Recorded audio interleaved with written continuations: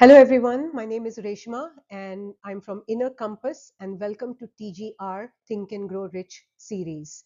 Today we are starting something powerful. Not just a book summary, not just motivation, we are starting a transformation series based on one of the most influential books ever written, Think and Grow Rich by Napoleon Hill.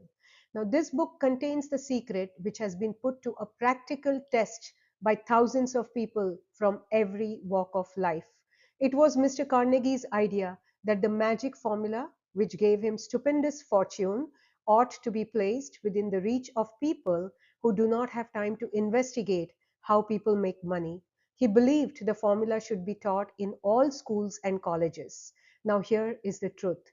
Most people have heard of this book, many have read it, very few have actually applied it. And that's exactly what we are going to do differently in this series. But before we even get into the principles, you need to understand how this book came into existence. So I want to share preface to the current edition because this is not just a book, it's the result of a 20-year mission. Published in 1937 and became one of the great essential books of its time, became roadmap for millions of people to escape poverty and gain prosperity. Who was Napoleon Hill and what was the source of his philosophy? So here is his story. Napoleon Hill was born into a poor family in 1883 in one-room cabin in rural Virginia, orphaned at the age of 12 and was raised by relatives. Overcoming poverty and rebellious nature, he still got education and was one of the pragmatic geniuses of his time. In his journalism career, his big break came when he was given an assignment to write a series of success stories of famous men. One of the men he interviewed was Andrew Carnegie, world renowned steel magnate. Here is a Carnegie and Napoleon Hill story. Picture this.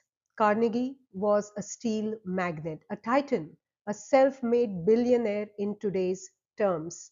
Napoleon Hill expected a simple interview, but Carnegie had something else in mind. After spending time with Napoleon Hill, Carnegie saw something in him: curiosity, hunger, and potential. So he asked Hill a question and gave him a challenge that would change his life forever. Would you be willing to dedicate 20 years of your life to studying the principles of success without guaranteed pay? No salary, no certainty, just a mission. And the project was to interview over 500 millionaires to find the success formula that could be used by the average person. Carnegie said that he would reimburse Napoleon Hill for his travel expenses and basic food and survival expenses. And Napoleon Hill said yes. It took only 29 seconds for Napoleon Hill to take this decision. Carnegie said if he would have taken more than 60 seconds, he would have withdrawn the offer. Carnegie believed that a man who cannot take a decision promptly after receiving all the facts cannot be dependable on any decision he makes. It was because of unwavering dedication of Napoleon Hill this book was written, and it was Napoleon Hill's decision is where this entire book begins. Doors opened for him. Carnegie introduced Hill to the most successful people of the time.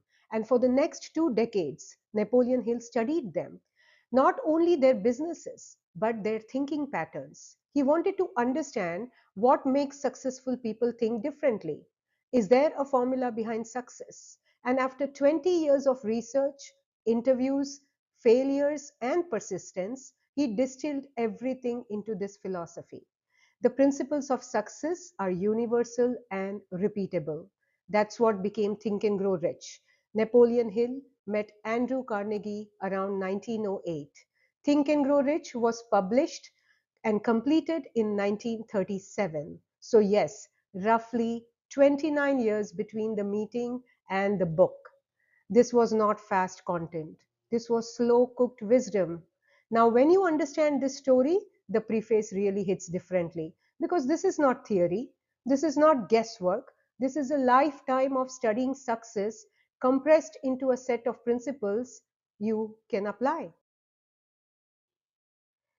20 years of task research and interviews. Napoleon Hill analyzed hundreds of well known men, many of whom admitted that they had accumulated their vast fortunes through the aid of the Carnegie secret. Among these men were Henry Ford, Theodore Roosevelt, Woodrow Wilson, Alexander Graham Bell, John D. Rockefeller, and many more. These names represent a small fraction and prove that those who understand and apply the Carnegie secret reach high stations in life. Carnegie believed that this success secret needs to be taught in every school. Napoleon Hill's bold claim. The secret to which I refer has been mentioned no fewer than 100 times throughout this book, at least once in every chapter. Here is the catch, he says. It has not been directly named, for it seems to work more successfully when it is merely uncovered and left it in sight where those who are ready and searching for it may pick it up. If you are ready to put into use, you will recognize this secret at least once in every chapter. This book was published in 1937. Why this book still matters? Because human nature has not changed. We still doubt ourselves, fear failure, chase success. We want freedom. The tools of the modern world have changed, but the mind, the driver of everything, is still the same. And that is why these principles still work and will forever work. Napoleon Hill said, success is predictable. It follows patterns. Just like Carnegie did not become successful by accident, neither did Ford or Edison. They followed principles, consciously or unconsciously. And Hill's work was to identify those principles so you don't have to spend 20 years figuring it out. Carnegie said, it is a shame that every person must learn the laws of success through trial and error when the principles already exist and can be learned from those who have achieved success. You get the shortcut, but only if you apply it. Another powerful idea from the preface, wealth redefined. The title says Think and Grow Rich, but this book is not just about money. Yes, money is a part of it, but true wealth includes peace of mind, confidence, freedom, purpose, because money without control over your thoughts is chaos. But the right mindset is that creates wealth again and again. The preface leaves you with a challenge. Are you ready? Think about this. You are holding the same principles. So don't just read this book. Don't just go through this journey like that. Study it, apply it, because this is not information. This is a blueprint for changing your life. The question is not whether this works. We have enough testimonials. The question is, will you work it? Most people read books, very few people apply them. In this series, we are not just reading Think and Grow Rich, we are going to live it. Don't miss the next video.